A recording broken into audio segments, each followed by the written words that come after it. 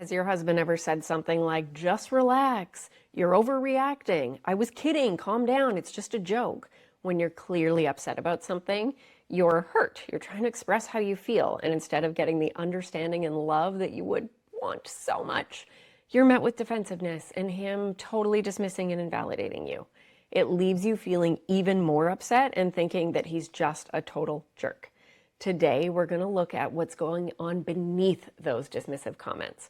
Because here's the thing, what you maybe think is just him being a jerk is actually usually something so much deeper. Before we fully dive in, a little reminder that my free 3-day relationship reset challenge for women starts next week on January 21st, 2025. The women in the first round last year were shocked at how quickly they saw changes in their relationships when they totally dove into the free challenge. They were feeling more connected and appreciated by their partners, even though they were the only ones doing the challenge and it was only 3 days. It is the perfect reset for the new year. Head to the link in the show notes to sign up because it's going to be amazing. Now, when we are talking about these painful responses like relax or I was just kidding, they don't just come from husbands, obviously. I'm talking about husbands in this episode because I usually have women asking how to respond in these situations. But the reality is, any human can do this, and keeping it real, as always, I used to be really big on saying I was just kidding or it's just a joke when my partner didn't feel good about something that I said. And it still comes out of my mouth sometimes, which I will share more about later. So in no way am I saying that only men do this. I'm just speaking to the ladies who ask me this so often. And if you're watching and have a woman in your life who says these things, everything I say today will be helpful for you too. So maybe your partner makes a comment that really doesn't feel good. So they say something like, I'm surprised you remembered your appointment today since you've just been forgetting everything lately. Or maybe they walk into the house and the first thing that they say is, this is all you've done today? I've been gone for hours. Or maybe you're trying to open a jar and he says, oh, just give it here. You haven't been working out lately, so there's no way that you're going to be able to open it. And you react with hurt. And they come back with, oh, just kidding, just relax. You're overreacting. It's not that big of a deal. And now you've got hurt on top of the hurt. Your feelings are so valid. Feeling hurt is not overreacting. And you may have even expressed your hurt in a really healthy way, saying something like, ouch, when you said that, I felt really hurt. Or I feel really small when you say that. Or I feel really embarrassed. And they still respond with, it's just a joke, calm down. When this happens, you might respond in one of these very common ways. So you might try to explain why you're hurt, only to be dismissed again. You might say something like, I'm not overreacting, or it wasn't a joke, it's not funny. And then your husband may respond with more of the same. Come on, just relax. And then it's a cycle of more and more hurt that can turn into a fight. Or you might just shut down. You might become silent with a hurt or mad look on your face and then just carry on in silence, feeling like crap underneath the surface, but you don't actually talk about it. Or maybe you snap back at them. You're such a jerk. Or you throw out some criticism like, you've just been sitting on the couch for the last month. You haven't moved your body either. And then you're off to the races. Of course, there may be times where you do any of these things and your partner, your husband, just owns it. They're like, you're right, that wasn't funny. I'm sorry I said that. That can happen, and often it doesn't.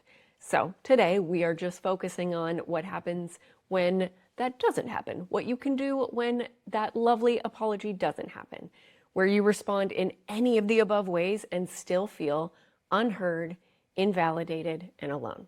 So we want to get really curious about what might be going on under the surface for your husband.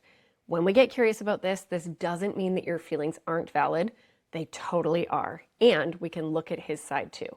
Responses like, just relax, or I'm just kidding, those can be labeled as defensive responses. Defensiveness happens when someone feels attacked or blamed. It doesn't always mean that they are being attacked or blamed. It can be a perceived attack. And we might also label these comments as avoidance. Your husband wants to avoid the discomfort of conflict or talking about feelings or owning up to things, so he tries to push it away.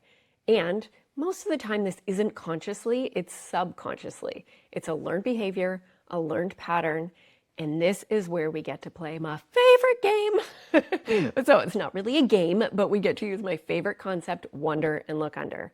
When we see a relationship poison, which is an unhealthy pattern like defensiveness or avoidance, there are always beautiful, valid, unmet needs underneath.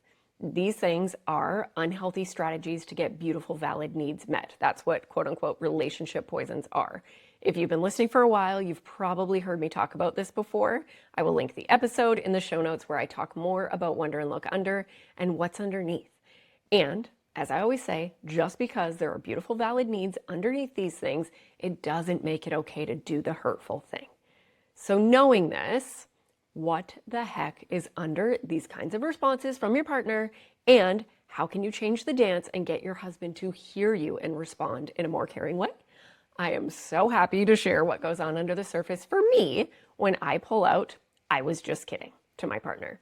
In that moment, when my partner either expresses that he doesn't like what I said, or he looks hurt, or he looks mad, whatever his reaction is, I have a nervous system response. I feel a tightness in my chest. My fight or flight response gets activated, even if it's in the smallest way. For me, I do not like conflict. Even though conflict is normal and can be done in a healthy way, I don't like it. I don't want it. I love ease. I love harmony. I love kindness. It's also important for me to be seen for my best intentions. We all do and say hurtful things in our relationships. It's completely inevitable. You cannot go through life and not develop unhealthy patterns. So even though I know I do hurtful things, I always want my partner to also know that I'm a good, loving person who didn't intentionally mean to hurt him.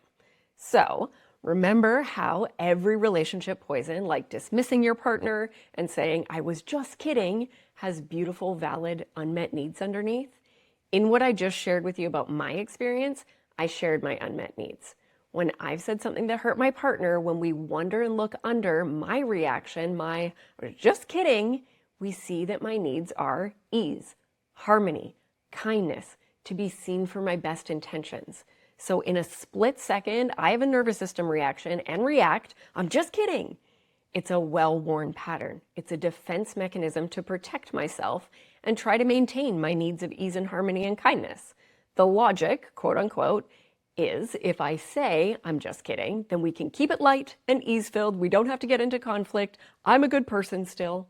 But what actually happens is these relationship poisons just push us further and further from the thing that we would love. Because now I've defended myself and totally dismissed him.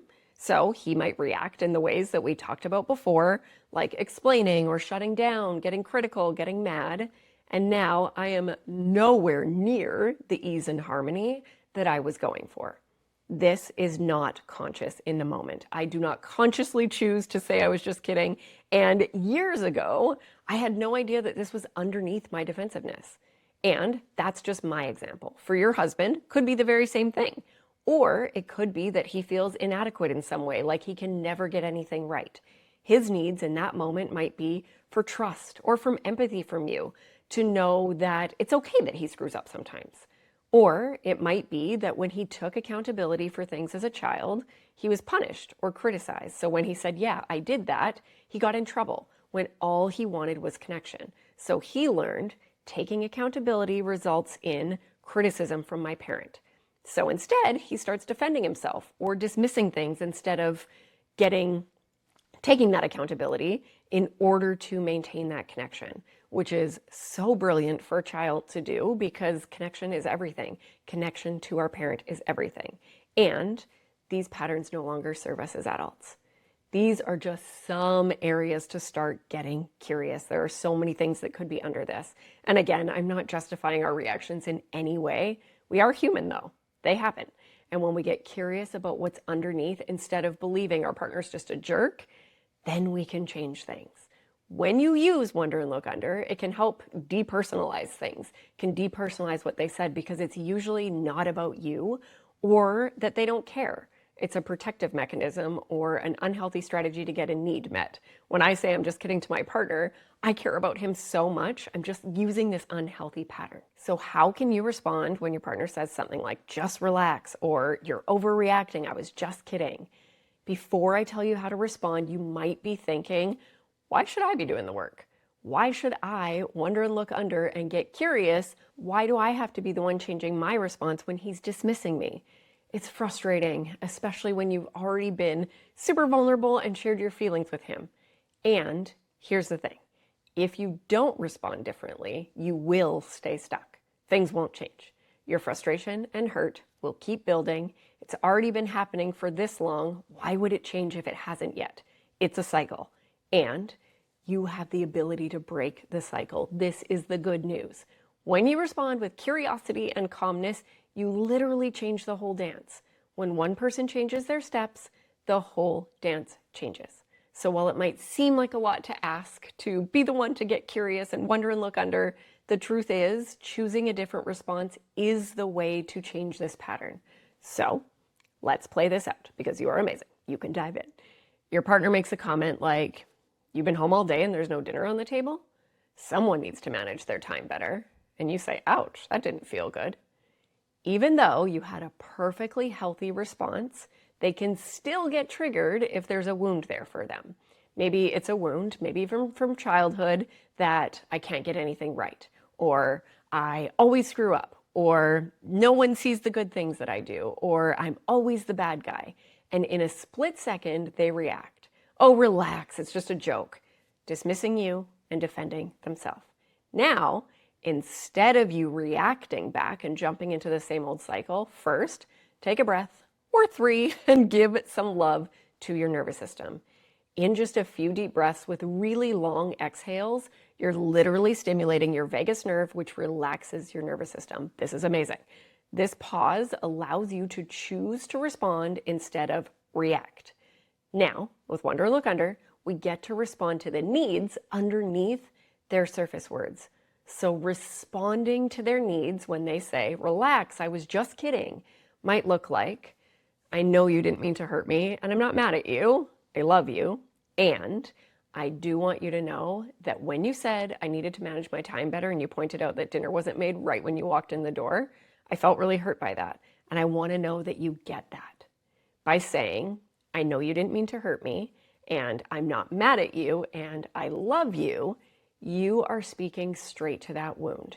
You're speaking to their needs to be seen for their best intentions or for ease, for harmony, to know that they're good enough for you, that they're not a bad person, that you love them, whatever it is. There could be so many things because both things can be true. You can feel hurt and still express you love them. This is part of healthy communication. And this is a whole different episode, but you're really getting a chance to speak to their child self in that moment because that's who's showing up. You get to take care of that part of them that really needed that love back then. We get to do this for ourselves and for each other when we are nurturing and working on our relationships and these patterns. And it is such a beautiful thing. It's one of my favorite things to do with clients. So in this response, you're also speaking about their behavior, what they said. You're not putting them down as a person. This helps create a safer space too. When you speak to their needs, their nervous system can relax. They don't feel like they have to keep using unhealthy strategies to get their needs met, subconsciously, of course. So instead of maybe them doubling down, keeping on telling you that you're overreacting, they might be able to take a breath too and put their defenses away because they feel loved even though they quote unquote screwed up. You just might hear them say, okay, you're right, I'm sorry, or I do get it, or sorry, or something different than what you're used to, something that isn't invalidating. And if they don't respond in a healthy way, because patterns are so well worn, you get to choose to respond again, because it could be so easy for you to then react. Never mind, you're just a jerk, or something like that.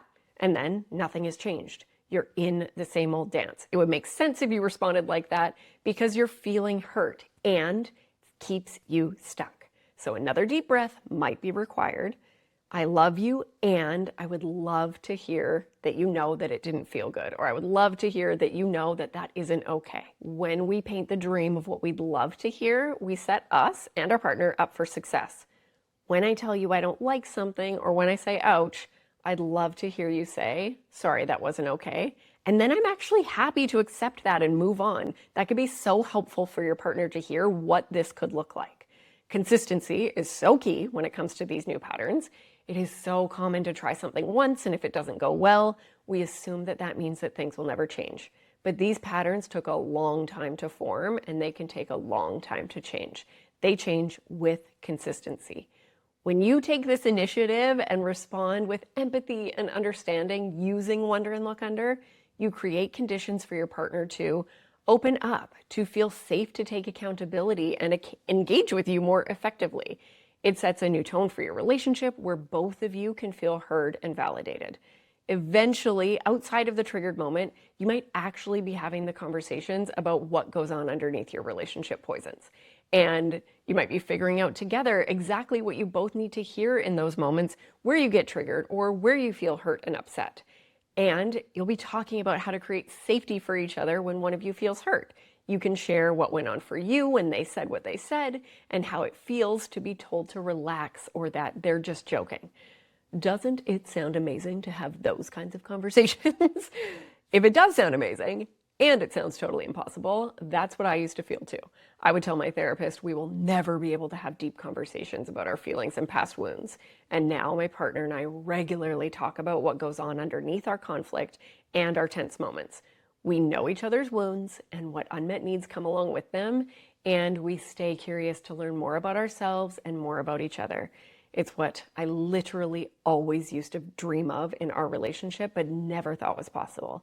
And it happened because I had support in making the changes, just like the shift that I'm sharing with you today.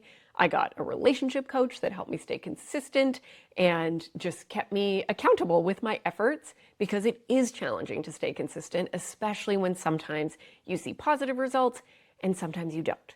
And once I had that coach and saw what was possible when I dove in, it was the motivation I needed to just keep going and stay consistent. And then my partner joined me on the growth train, and things just leveled up from there.